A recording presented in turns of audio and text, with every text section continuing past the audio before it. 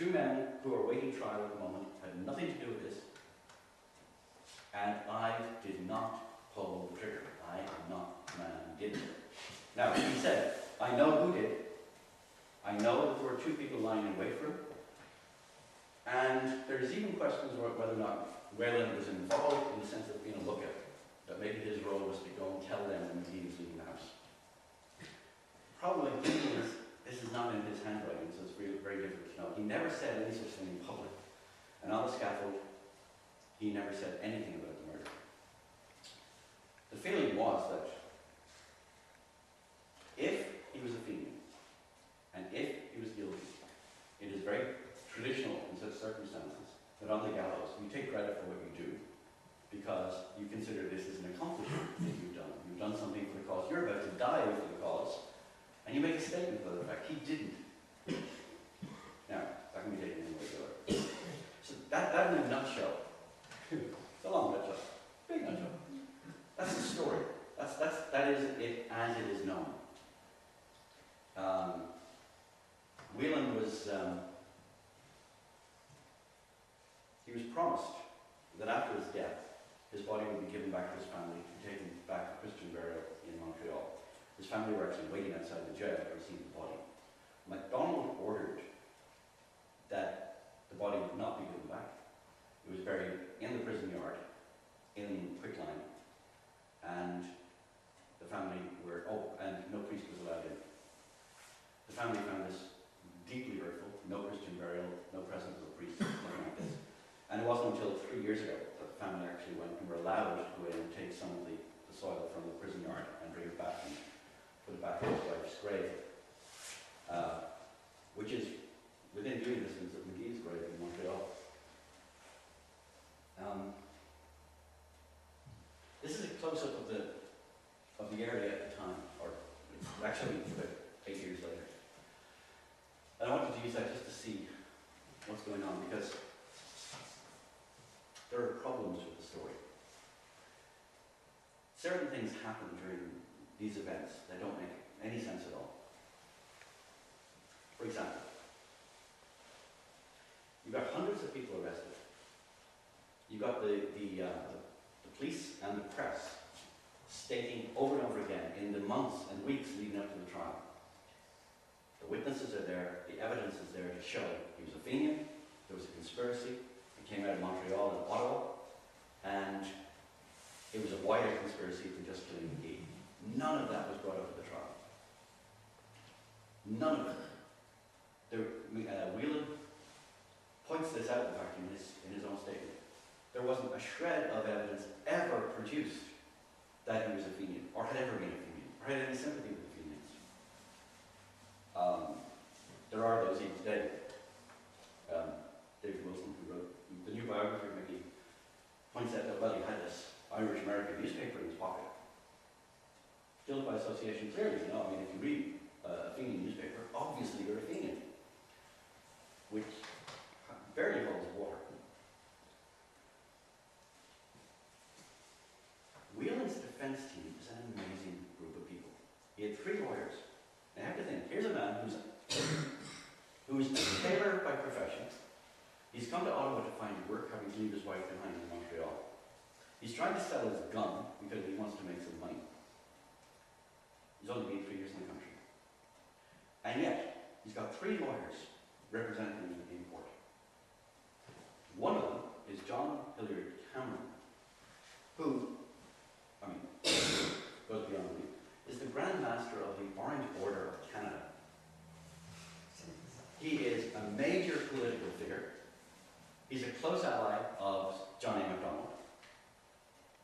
And here he is representing the Fenian murderer of McGee. His colleague was Matthew Crooks Cameron, no relation.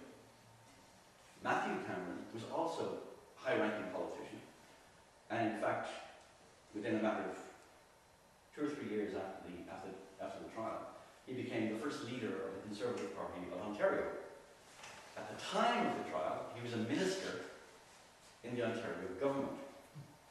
And in fact, they actually had to pass a law afterwards saying that ministers of the Crown actually couldn't represent criminals before the Crown in future.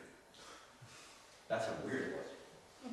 The third lawyer was a man called John Farrell. He was a solicitor from Quebec City and technically couldn't appear for Whelan in an Ontario court, but he was there as part of the team and a very active member of the team. His job was to organize the defense witnesses, and there were all sorts of stories coming out that he was going around with $5 bills looking for good witnesses. It went further than that. There were all sorts of stories going around that he killed McGee. So many stories that he was the man who killed McGee that he actually had to threaten the newspapers that he would sue them if they said it again. He actually had to do another time, 20 years later, he was still threatening to sue the papers because so many people said, no, he's the guy who did it. Amazing idea. So, was there any grounds for this? Somebody paid for those lawyers. Somebody paid for high-level people like John Hilliard Cameron and Matthew Cameron to represent this tailor, new to the country, supposed fiend, and murderer of one of the fathers of Confederation. Nobody had yet found out who paid the bills. There's somebody, now, obviously I think, oh, it's the Phoenix. Obviously, they must have.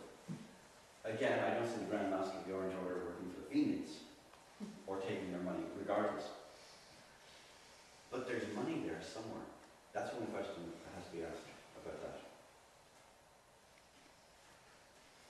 The other questions arise. You have all these witnesses coming forward and saying, I saw McGee kill him. I heard McGee conspire to kill him. Hundreds of people are arrested based on this. Whelan is convicted on their testimony. Whelan is hanged on their testimony. Yet the records show that of $16,000, and we're talking about $1868, so maybe $50,000 to $100,000 of a reward, not a single penny was paid out. No one got money for testifying and convicting Whelan. Which again is surprising if these guys were as honest and truthful and as effective as were led to believe. Why wasn't the money paid?